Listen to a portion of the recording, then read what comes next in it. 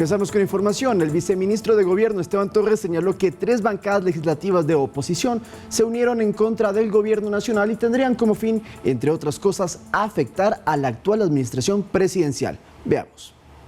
Se ha configurado en la Asamblea Nacional una mayoría anti-Noboa y anti-gobierno. Son las declaraciones del viceministro de Gobierno Esteban Torres respecto a la alianza de 3 bancadas legislativas, cuyos nombres no dio, pero que en conjunto sumarían 88 votos. Una de las primeras señales no solo fueron las votaciones conjuntas en varias leyes, sino también la conformación de una comisión multipartidista para tratar las preguntas de la consulta popular establecida al margen de lo propuesto por el gobierno. Para el funcionario de Estado, esta mayoría también quedó evidenciada en la terna para reemplazar a un vocal de la Judicatura y en la aprobación de una enmienda constitucional para quitarle la capacidad de emitir un veto parcial al presidente en los proyectos de ley. Que busca entonces la aprobación de esta enmienda apresurada, imponerse al Ejecutivo para que se cambie la configuración del directorio del IES de 3 a 5 y el gobierno pierda el control de el Instituto Ecuatoriano de Seguridad Social. Pero Torres agregó que tiene sospechas de que la alianza de los 3 partidos va más allá. A una posible reorganización de todas las comisiones de la Asamblea Nacional, excluyendo, por supuesto, a los representantes de la bancada de gobierno, procesar un posible juicio político al presidente Noboa por un supuesto y falso incumplimiento de funciones con el análisis del informe a la Nación. Desde el Parlamento se respondió que no habrá modificaciones internas en las mesas legislativas. Las comisiones ya fueron votadas, duran dos años, han sido totalmente configuradas y no se va a cambiar ninguna comisión. Respecto a un posible juicio político con el que se podría destituir al jefe de Estado, según legisladores, la revocatoria solo aplica en los 3 primeros años de un mandato presidencial. Sí, hay que recordar que este periodo es un periodo de transición para completar el tiempo que le faltaba dentro del ejercicio de la presidencia al expresidente Guillermo Lasso. Además, desde la oposición refutan la supuesta alianza. Lautaro Andrade Castro, Noticias 7. El Ejecutivo vetó totalmente una norma aprobada por la Asamblea a inicios de mayo, mediante la cual obligaba al régimen al pago inmediato de recursos a prefecturas, municipios y demás gobiernos locales. Según el argumento del Ejecutivo, esta ley aprobada por el Legislativo ponía en riesgo la estabilidad económica, ya que no tenía el sustento técnico para la asignación de recursos sobre la base de la situación fiscal del país. Al ser un veto total, la norma no podrá ser analizada por el lapso de un año.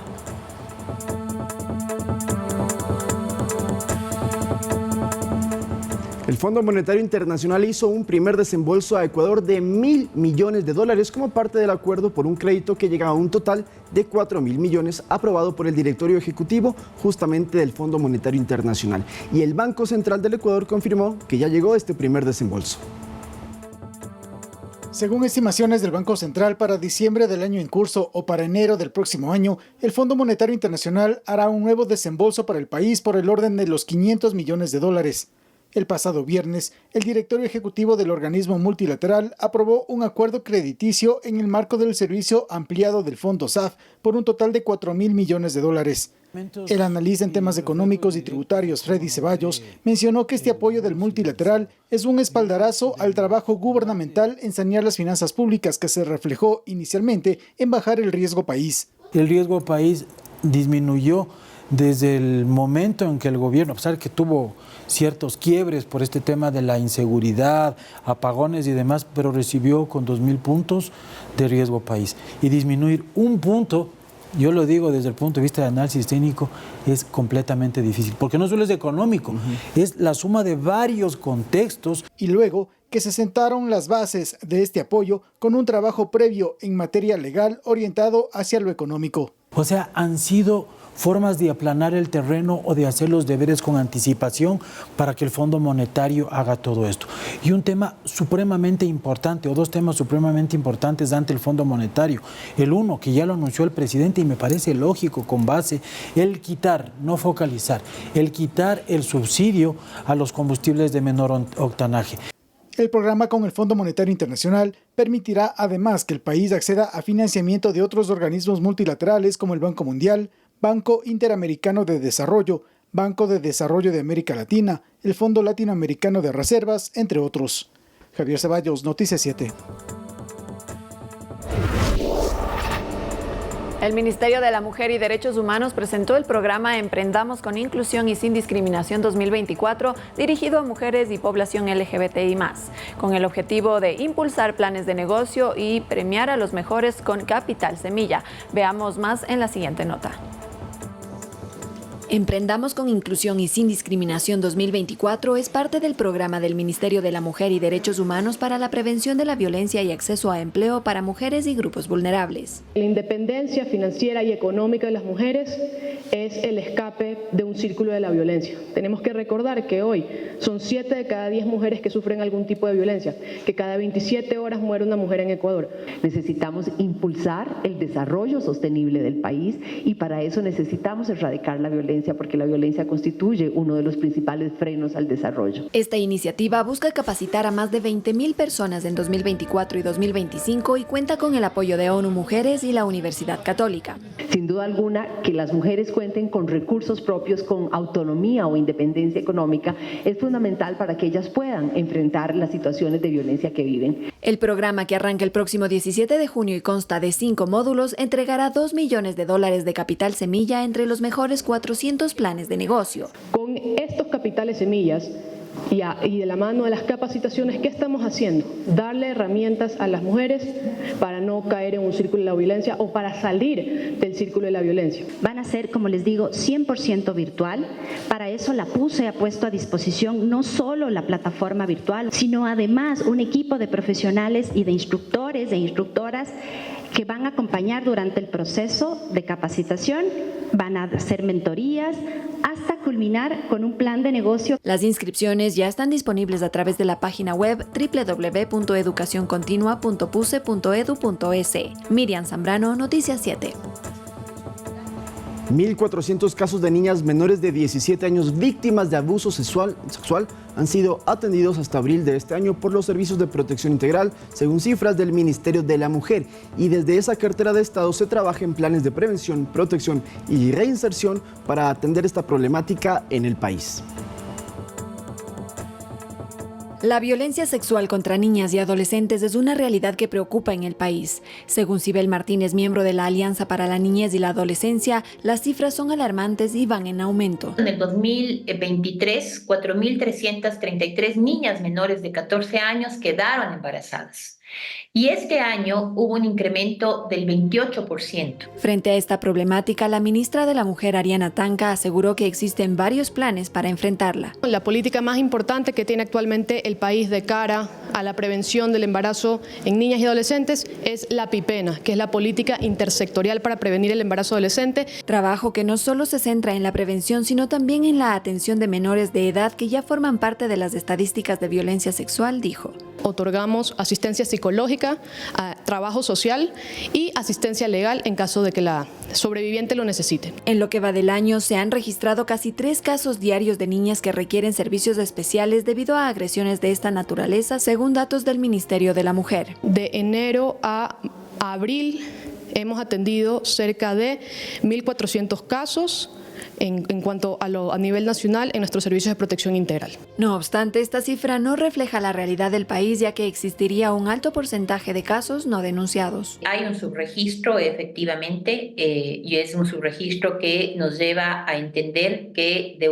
cada denuncia, 7 casos no se denuncian. Y los que se denuncian, además, se quedan en medio camino, dado el periplo altamente revictimizante que sufren tanto las niñas como sus familias. Vamos a empezar desde ya un programa programa con el Ministerio de Gobierno, el Ministerio de Interior, para capacitar a los tenientes políticos en las medidas de protección inmediata, las MAPIs, justamente para que tanto los padres, las niñas, los niños, los adolescentes, los docentes, quien sea que forme parte del círculo familiar, tenga las herramientas para justamente poder denunciar y que no exista ese subregistro.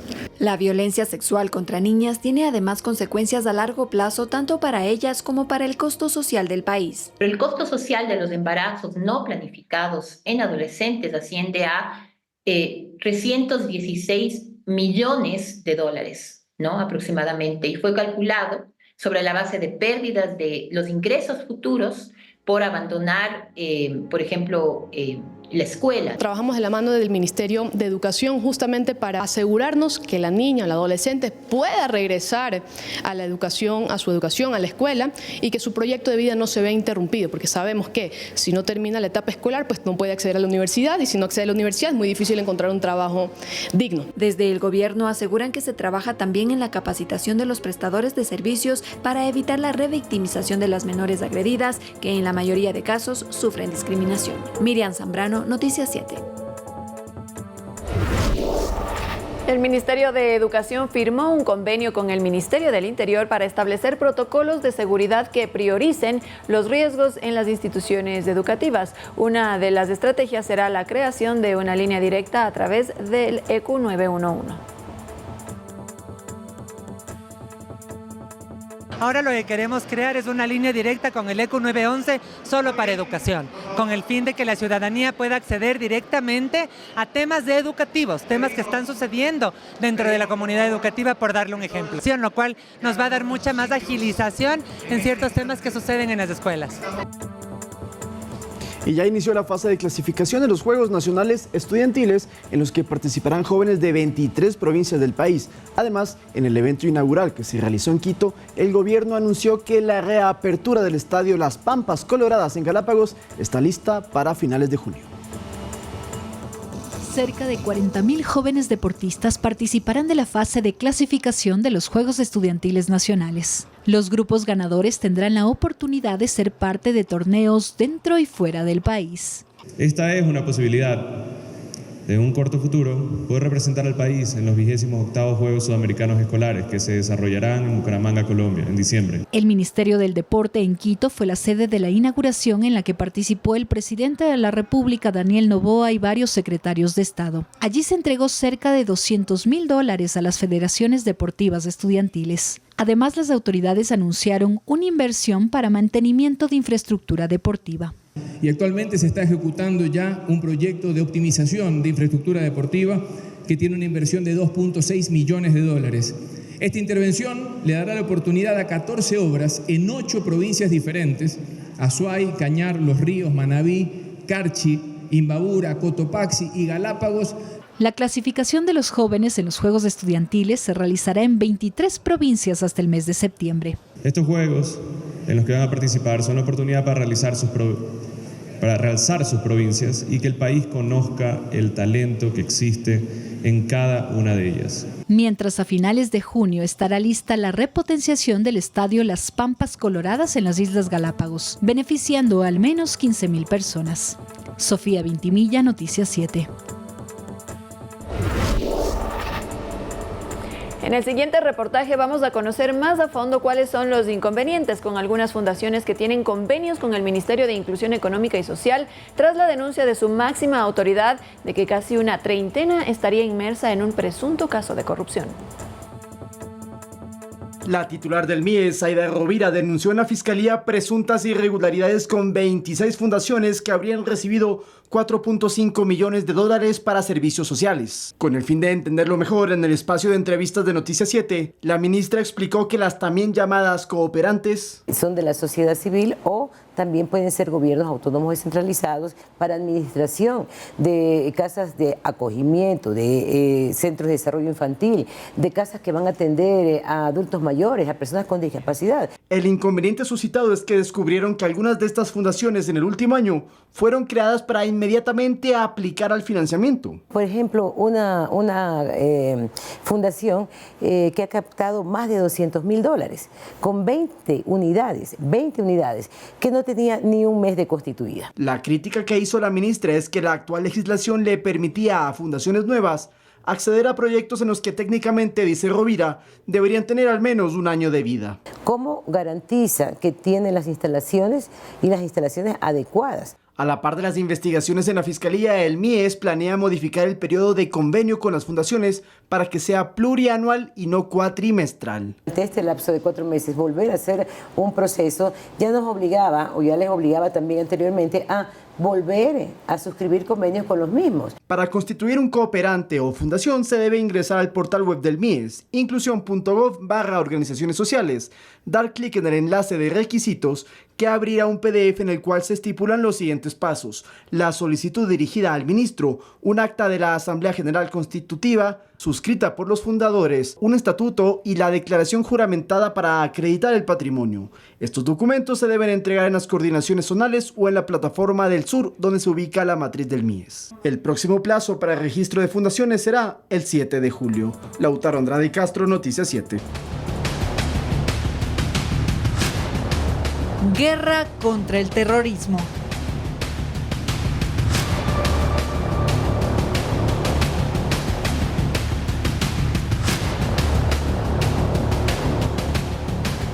Tres ecuatorianos fueron detenidos en El Salvador a bordo de una embarcación con 1 tonelada de droga. La lancha se encontraba en alta mar, a casi 1.500 kilómetros de la costa, cuando la Marina salvadoreña la identificó e interceptó. El estupefaciente incautado tiene un valor aproximado en el mercado negro de $25 millones.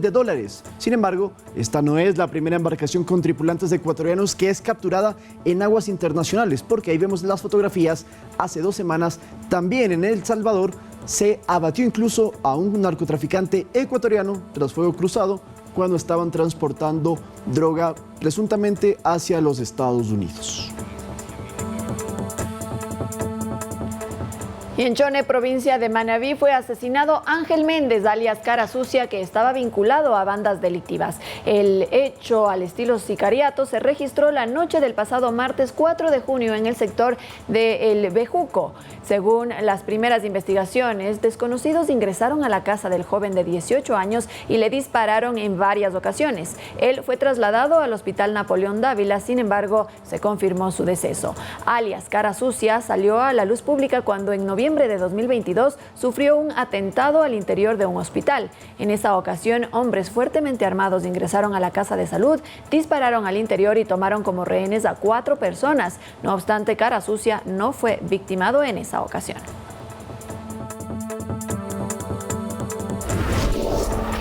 Y ahora sí hablemos de lo más actualizado, y es que en el caso Purga, la Fiscalía ya vinculó a 13 personas más a esta causa en la que se investiga el presunto cometimiento del delito de delincuencia organizada. El juez dictó prisión preventiva para 8 de los 13 procesados. El fiscal general subrogante del Estado, Wilson Toainga, vinculó entonces a 13 personas. Entre ellas, ya lo sabemos, está el expresidente, el último presidente de la Corte Provincial del Guayas, Hugo Manuel G., y el juez José Daniel P. A esta causa, que se sigue por delincuencia organizada, ya había otros procesados, 12 en total, pero reiteramos, la información de último momento es que al concluir la audiencia, el juez Javier de la Cadena, que lo vemos en imágenes, acogió el pedido de la Fiscalía y dictó prisión preventiva, reitero, para 8 personas, entre ellas Mercedes B., Tatiana B., José Daniel P., el juez, Esteban Che, Susana B., Jacqueline D., Miriam R. y Silvia O., quienes habían sido parte de este entramado y muchos de ellos miembros del Consejo Provincial de la Judicatura en el Guayas. Pero además quedan otras 5 personas a quienes se les dispuso la obligación de presentarse semanalmente ante la Fiscalía y la prohibición de salida del país. Entre ellos, Hugo G., expresidente de la Corte, quien no está entonces en la lista de los que tienen prisión preventiva. Recordemos que en esta causa se desprende también del caso Metástasis y recordemos que en marzo de 2024 se formuló cargos contra Pablo M., ex asambleísta, la expresidenta también de la Corte Provincial del Guayas, Fabiola G., por su presunta participación, insistimos, en delincuencia organizada, y con estas nuevas vinculaciones, el plazo de la instrucción fiscal aumenta 30 días más.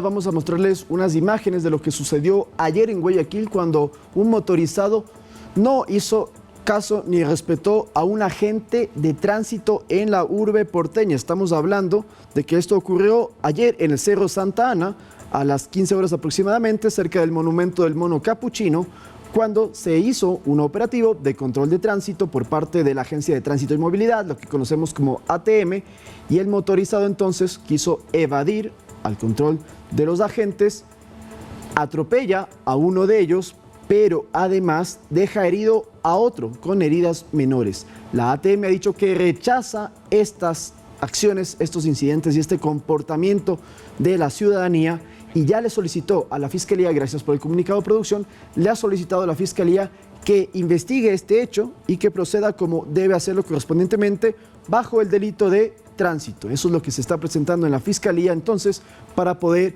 poner bajo órdenes de la justicia y tomar las acciones que corresponden a la persona que, insistimos, atropelló a un agente y lo dejó herido. Esto ocurrió ayer en Guayaquil.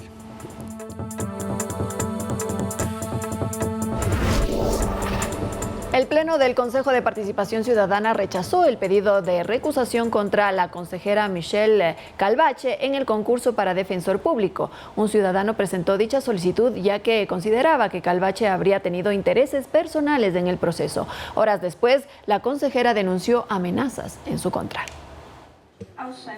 Un ciudadano busca dejar fuera a la consejera Michelle Calvache del concurso para designar al nuevo defensor público. Lo hizo a través de un pedido de recusación presentado ante el Pleno del Consejo de Participación. Básicamente pide que Calvache no participe en ninguna reunión en este proceso por supuestamente haber violentado el principio de imparcialidad al tener preferencia por el postulante Ricardo Morales, expresado supuestamente en una publicación en redes sociales. Este pedido fue tratado por el Pleno del Consejo de Participación, quienes con 4 votos a favor resolvieron rechazarlo. Según la consejera involucrada, la solicitud no tiene sustento. Este tipo de recusaciones lo único que están buscando es detener el concurso. Están buscando perennizarse ciertas autoridades en el cargo cuando ellos no han ganado ningún concurso por otra parte. A esto se sumó el presidente del CPCCS, Andrés Fantoni, quien recalcó la importancia del concurso para defensor público. ¿Ya hasta cuándo, no? Un defensor público, señor Torres Machuca, aproximadamente más de 6 años, y que este concurso inició en el 2021 a mediados, si no me falla la memoria.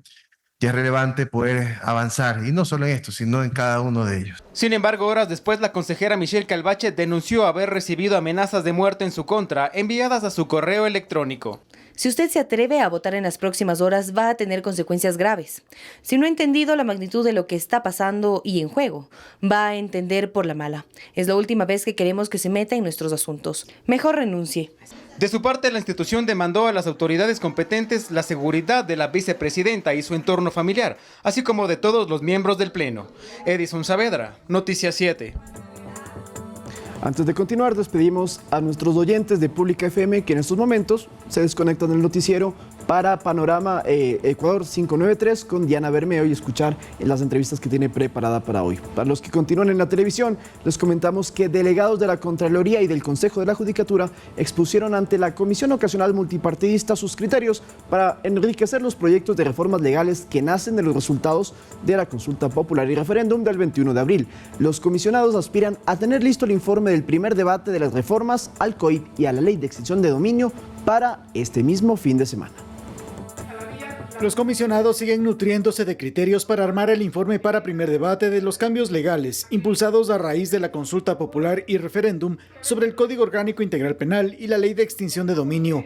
Sobre esta última norma, la directora nacional jurídica de la Contraloría del Estado, María Verónica Medina, dijo que deberá trabajarse en procesos donde, sin sentencia condenatoria, el Estado deba devolver los bienes a quien tenga un dictamen absolutorio en un proceso donde se aplique la extinción de dominio.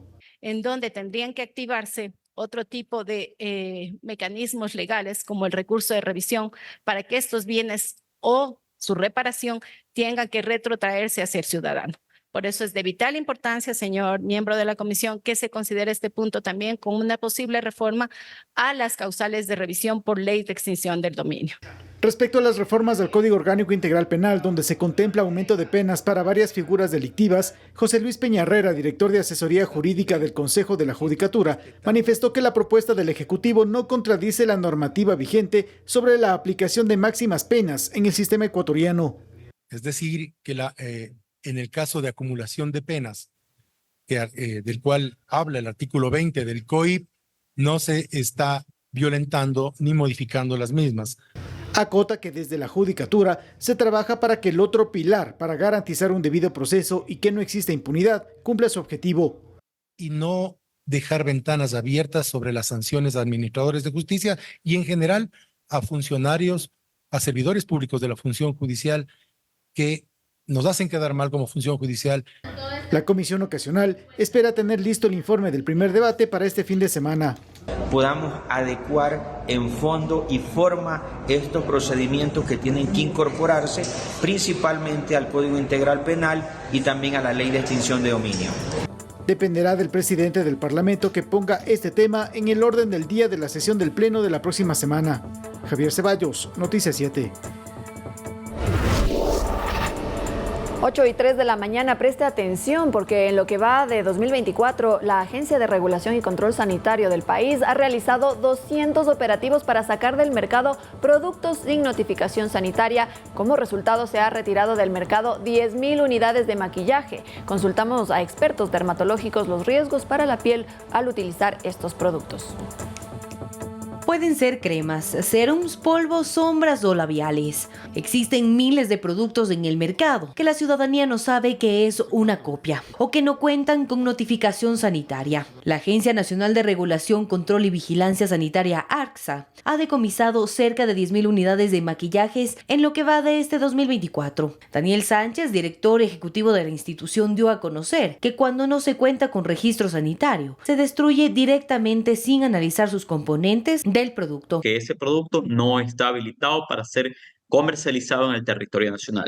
Mientras que en los productos que sí está permitida su distribución, sobre ellos también llevamos análisis de laboratorios para garantizar la inocuidad de los productos. Pero ¿qué le puede suceder a la piel si se utilizan productos con ingredientes nocivos? El dermatólogo Enrique Loaiza explica que pueden ir desde efectos inmediatos, como es la irritación o la alergia sobre nuestra piel, hasta consecuencias a largo plazo. El momento que usted está señalando, como es arsénico y plomo, es un juego de niños al lado de la intoxicación que podría provocar sobre ellos porque son absorbidos a la piel. Para Loaiza, que la ciudadanía entienda que los productos de la piel son igual de delicados que los medicamentos es la clave.